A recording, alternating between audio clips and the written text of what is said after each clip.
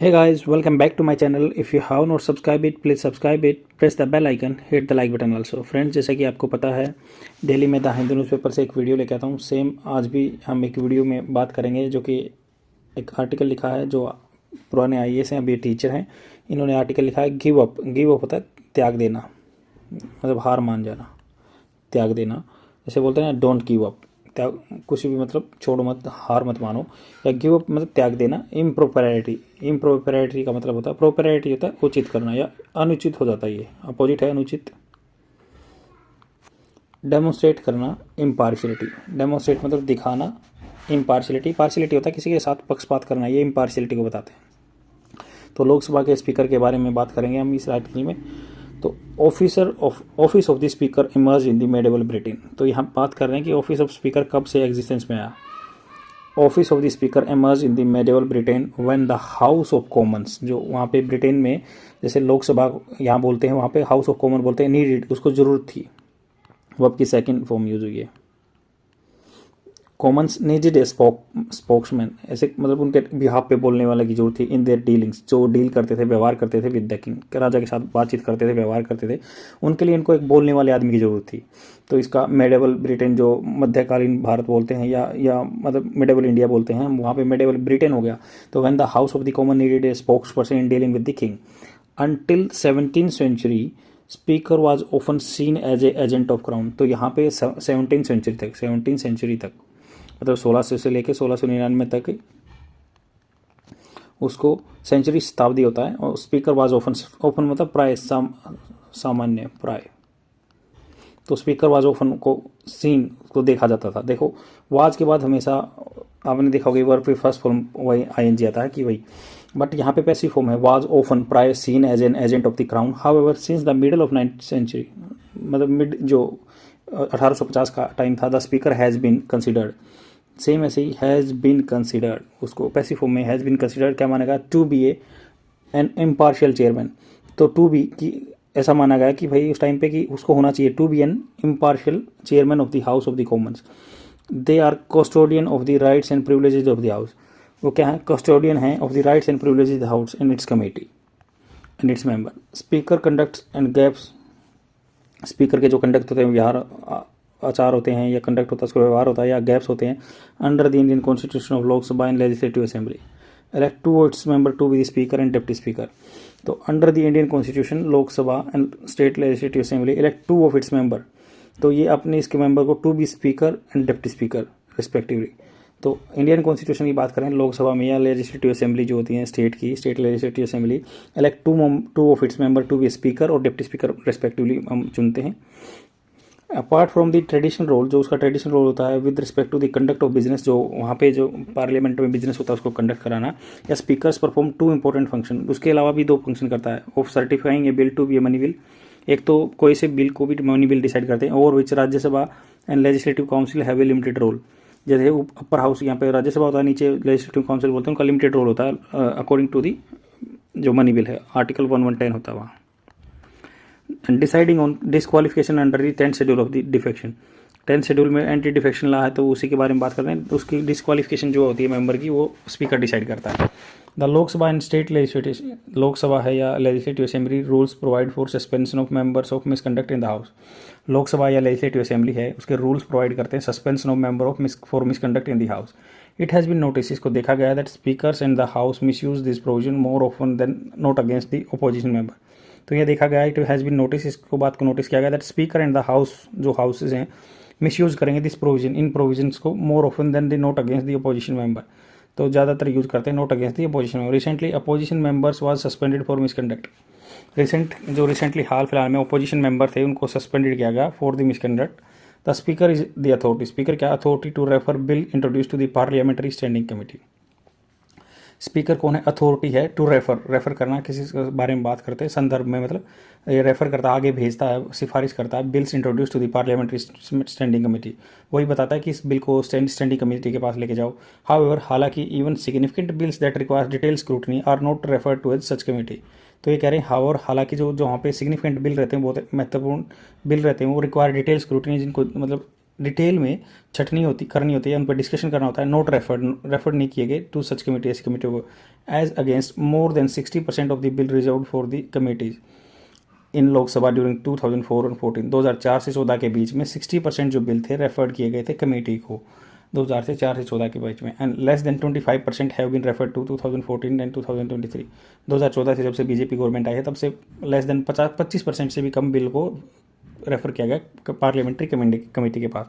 तो मैं आपको बताना चाहूँगा कि पार्लियामेंट्री कमेटी ऐसी होती है कि उसमें अपोजिशन के मेंबर होते हैं और जो गवर्नमेंट के मेंबर होते हैं सारे मिलकर डिस्कशन करते हैं, कुछ चीज़ों के एक जनरलिस्ट भी होते हैं, स्पेशलिस्ट भी होते हैं। तो while such partnership to be by the speaker affects, कुछ मान लो ऐसी पार्टनरशिप होती है, समझौता होता है बाय स्पीकर अफेक्ट्स, उसको अफेक्ट करती है रोबस्ट पार्लियामेंट्री फंक्शन। अगर मान लो ऐसे पार्टनरशिप रखेगा स्पीकर तो ये कॉम्प्रोमाइज़ कर देगी robust parliamentary function. It is their role, ये उनका रोल होता है deciding disqualification petition that can derail the stability of elected governments. तो इट इज़ देयर रोल, ये उनका रोल होता है डिसाइडिंग डिस्क्वालिफिकेशन, डिसाइड करने में डिस्क्वालिफिकेशन पिटिशन। डिस्क्वालीफाई क्या होता है, कोई बंदे का उसको वहाँ से मतलब निकाल दे। पिटिशन दैट कैन डिरेल होता है नीचे उतार देंगे, जैसे रेल पटड़ी पे होती है ना, उसको डिरेल कर दिया the stability of elected government, उस गवर्नमेंट को हटा सकती है। डिस्क्वालिफिकेशन कर दिया कोई भी मेंबर का, उससे डिरेल हो सकता है, मतलब गवर्नमेंट निकल सकती है, उतर सकती है। The authority to decide on disqualification of member under 10 schedule is vested in the speaker of house. जो ये अथॉरिटी है किसके पास होती है, स्पीकर ऑफ हाउस के पास होती है। वेस्टेड इन मतलब उसमें समाहित रहती है, स्पीकर ऑफ द हाउस में पावर रहती है डिस्क्वालिफिकेशन करना। 10 शेड्यूल में जो एंटी डिफेक्शन लॉ है उस स्पीकर ऑफ हाउस के पास रहती है। द माइनॉरिटी जजेस इन की होलो केस 1992, मतलब माइनॉरिटी जजेस वो हैं जिन जो अपोजिट में थे फैसले के, जैसे कि होलो में वर ऑफ द व्यू, उनका क्या व्यू था, that vesting the power to decide on defection with the speaker violates the basic democratic principle. ये कह रहे हैं कि जो अगर मान लो स्पीकर को पावर दी हुई है जो डिफेक्शन ला में डिसाइड करने की कि इस बंदे को निकाल दो पार्लियामेंट से या जो डिस्क्वालीफाई कर देते हैं, वो बेसिक जो डेमोक्रेटिक प्रिंसिपल के वायलेशन में ये माइनॉरिटी जजेज हैं। जो हालांकि बिल में ये पास हुआ था कि भाई उसका एक जजमेंट ही सब कुछ होगा, क्योंकि एक मतलब ये मणिपुर की बात है, वहाँ पे कुछ बंदों ने अपने आप को मतलब कुछ बंदों ने खिलाफ वोट दे दी थी गवर्नमेंट के, तो तब स्पीकर ने उनको एंटी डिफेक्शन के थ्रू हटा दिया था, तो वो कोर्ट में पहुँच गए थे। 1992 की बात है। The Supreme Court in Keisham Meghachandra Singh versus honourable speaker Manipur 2020। तो सुप्रीम कोर्ट ने Keisham Meghachandra Singh versus honourable speaker Manipur का केस है, रिकमेंडेड किया parliament amend the constitution to vest this powers in an amendment independent tribunal to be headed by जजेस। तो उन्होंने recommend किया supreme Court ने कि भाई पार्लियामेंट को ऐसा करना चाहिए, इसको अमेंड करो कॉन्स्टिट्यूशन को, और जो पावर है उसके लिए क्या करो, एक इंडिपेंडेंट ट्रिब्यूनल बनाओ हेडेड बाय दी जजेस। जज डिसाइड करेंगे, वो डिसाइड करेंगे किसकी क्या डिस्क्वालिफिकेशन है।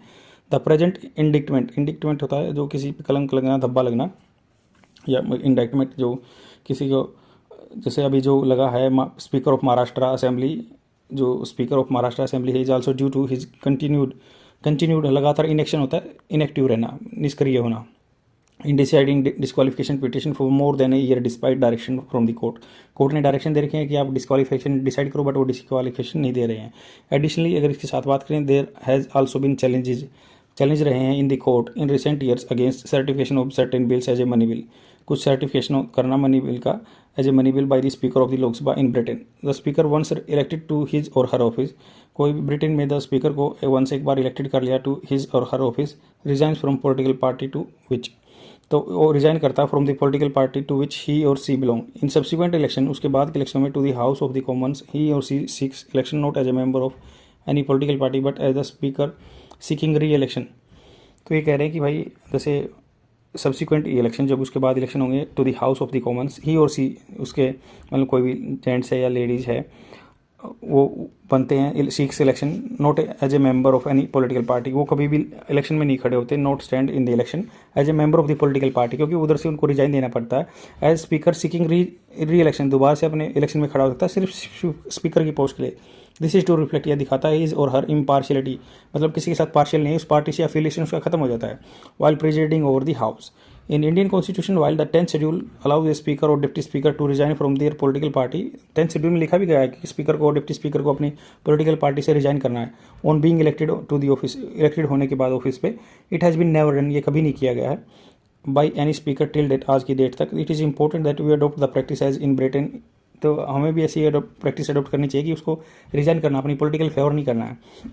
इंस्टिल होता है किसी के अंदर समाहित कर देना, जैसे धीरे धीरे कोई आप किसी में हैबिट कलकेट करते हो ना, इनकलकेट करते हो किसी में, जैसे अपने छोटे बच्चे में कोई अच्छी हैबिट इनकलकेट करते हो उसको बोलते हैं इंस्टिल।